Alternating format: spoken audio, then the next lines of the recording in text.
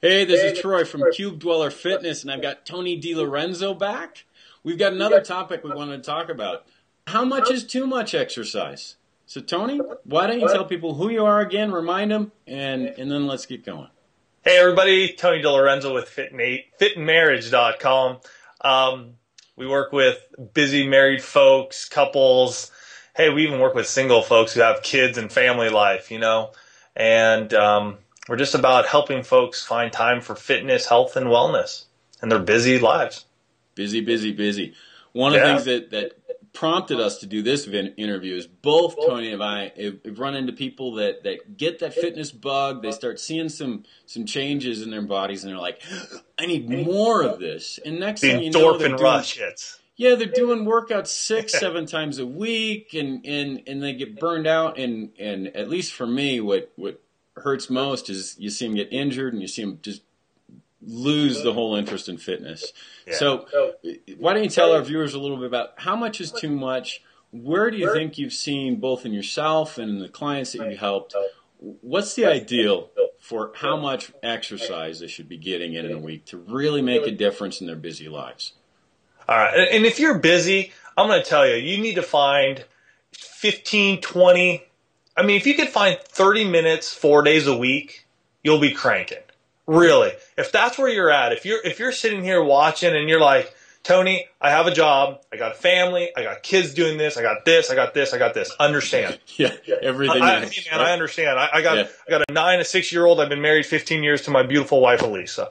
Nice. Understand. Yep. My workouts now consist of 4 times a week, maybe a 5th time if I'm going to do maybe just another extra day of cardio. Workouts are anywhere from 30 to 60 minutes. Boom. Nice. Simple, easy, done. And here's the key that I'm going to share with you that many of us, I think, are missing. We go into our workouts and we're like, oh, I'm going to just do this for a little bit, and I'm going to do this for a little bit. And then, so you don't put any darn quality into it. Yep. You're just sort of half-assing it, and that's not where you need to be. Mm-hmm. You need to be, warm up. I'm not telling you to warm up crazy and get all out of control. Warm up nice, get your body going there. Yep. My warm-up usually is about 8 to 10 minutes. Mm-hmm. I really take time to warm up my body before I get into my workout. But after that, it is really concentrating on how much quality. Just really diving into whatever reps I'm doing. If I'm doing 10 push-ups, I'm really just getting into those push-ups. I'm not just sort of flailing around here. Yep. And honestly, folks, you'd be surprised at what a difference can be made just by doing that. And I've been one of these guys, like Troy even brought up.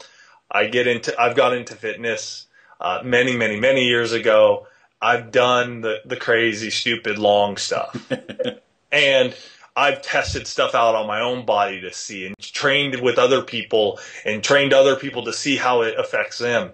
And I'm telling you, if you can be just very intentional, very focused for half an hour and really just put everything you got into it 4 times a week, you're good.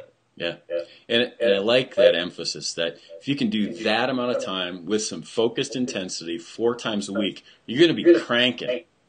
Yeah. That it's cranking is a good way to describe it, because you are going to see some differences. You are going to see some results. And I think our hope is that it's going to be something that's long-lasting. Yeah. That type of intensity is something that, I can see myself doing this for the long haul.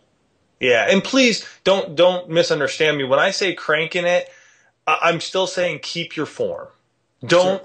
Sure. The one thing neither Troy nor I want to see is you get hurt. I don't like to get hurt personally, because it really just makes me think way too much about what I did, and now I'm down, and now I need to sit out for a while.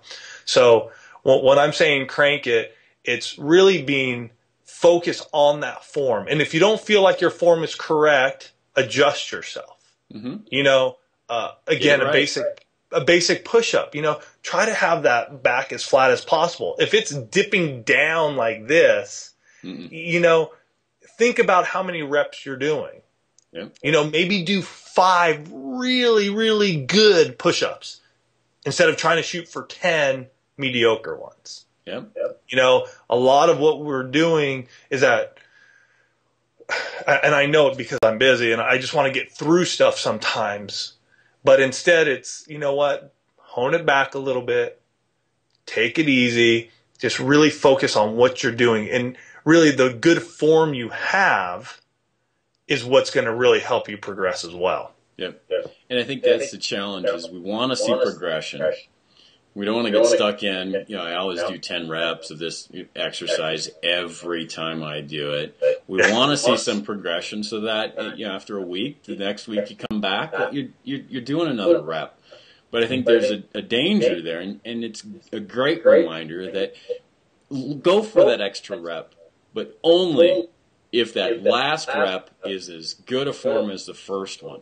Every rep the same is one of the mantras that I've heard that I think rings very true. That every rep you do, if you're doing 4, that first one when you're fresh should look identical to that last one that you pull off. And as soon as they start the form starts to degrade, stop and hit it harder the next time. Yeah, and another way to make stuff more intense for you, either using weights or body weights, instead of doing, say, just a bench press. Yep. All right. If you're doing a dumbbell bench press, that's what I use here at home because I do all my workouts here at home.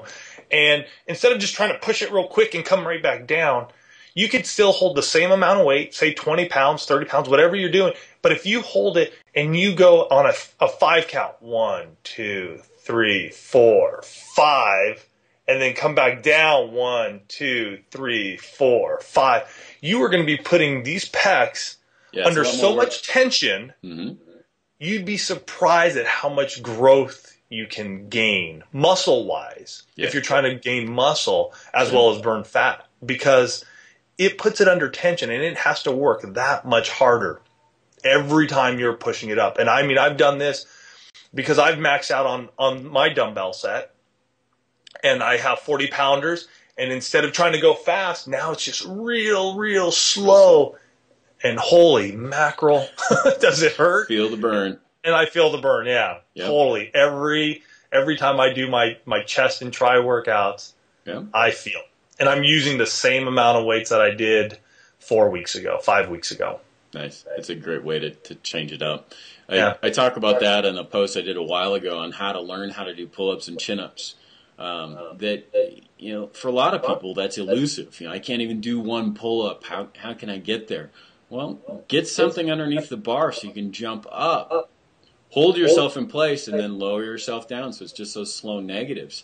With weights, to do it slow either way, that's a great way to just crank that up with what you have available. So, great awesome tips. Thanks again for your time, Tony, and we'll put some more information in the blog post below. So click the like, and then click on the blog post below, and let us know how else we can help. Thanks again, Tony. Thanks, Roy. Cheers, everybody. See you.